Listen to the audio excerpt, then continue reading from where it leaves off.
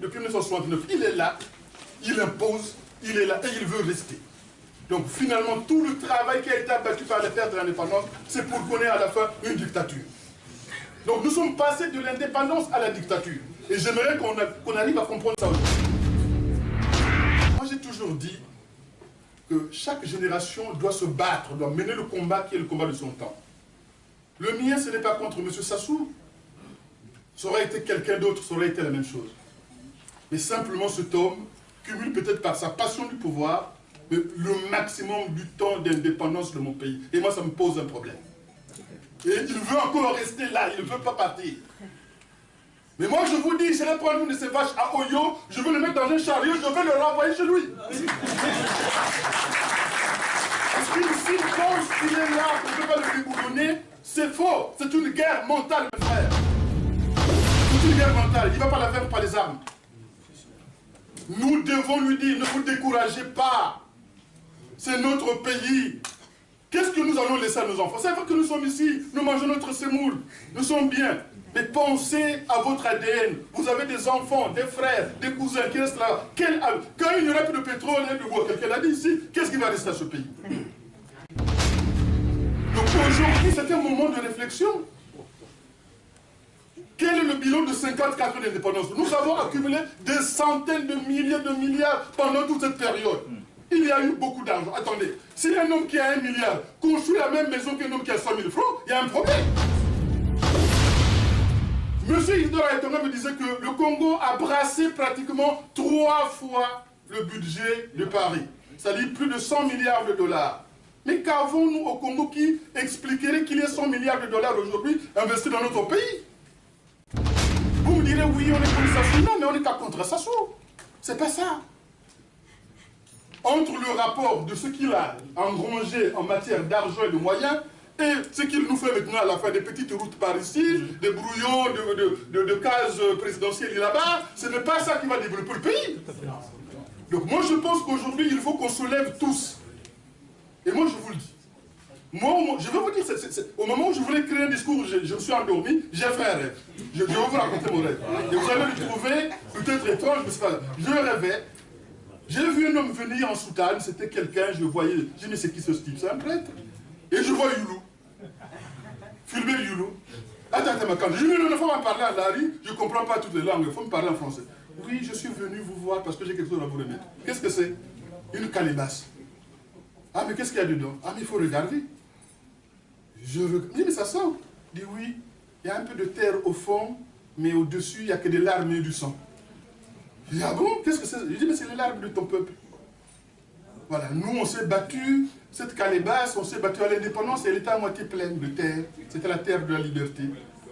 Mais après, vraiment, elle a fondu. Aujourd'hui, il y a plein de larmes, plein de sang. Et si je dis ce sang-là, celui qui l'a plus fait couler, c'est Denis Sassou Nguesso.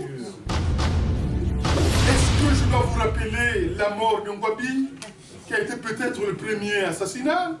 Peut-être qu'il y en avait un avant. Le cardinal Émile Béil. Voilà, donc cet homme, qu'on l'aime pas, il faut qu'on se le dise, c'est un criminel. Il a tué pour sa soif du pouvoir. C'est un drogué du pouvoir. Il aime le pouvoir. La preuve, il ne veut pas partir. Voilà. Donc moi, je vous dis ceci. Si nous ne faisons rien, c'est nous le Congo libre. Je vous le dis ici. Quand un peuple est pris en otage, parce que nous sommes aujourd'hui esclaves de M. Sassou Nguesso au Congo, la partie du pays qui est libre, c'est nous. Si De Gaulle était ici, il vous dirait ceci. Je vous ai compris. De même que Brazzaville était la capitale de la France libre, aujourd'hui Paris devient la capitale du du Congo libre. Le Congo est ici dans cette salle de frères. Le Congo, les coups là-bas, ils sont enchaînés, ils me disent, vous devez faire quelque chose. Nous envoyons un message de confiance à nos frères pour dire que oui, cette calebasse-là, nous allons la remplir à nouveau de la terre de la liberté. C'est notre combat. Nous devons nous battre. C'est une guerre mentale. Ça n'a rien à voir avec les millions. Il pourra corrompre, il y aura toujours une petite frange. Et ici, c'est la terre des Gaulois, des petits Gaulois. Les petits Gaulois qui résistaient contre les Romains. Nous sommes ces petits Gaulois qui résistaient contre les Romains. Donc, je pense que mes frères, ne prenons pas à la légère ce travail, ce combat.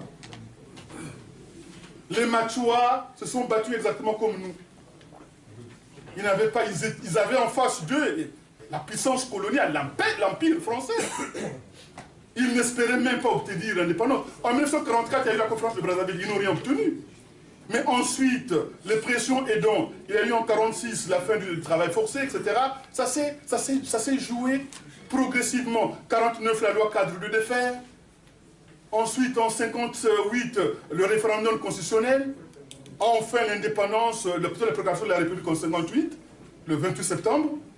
Et enfin, l'indépendance. Le 28 novembre, pardon. 28 novembre, et enfin l'indépendance. Donc, voyez-vous, c'est un long processus de combat qui a commencé depuis très longtemps, qui part depuis, je voulais citer le premier roi du Congo, qui s'appelait Nzigankuku, un nom bizarre.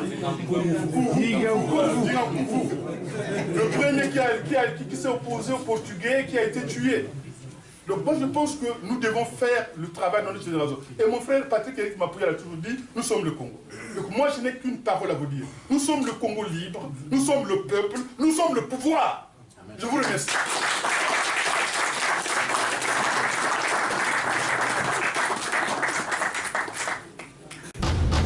Voilà, donc sans tout tarder.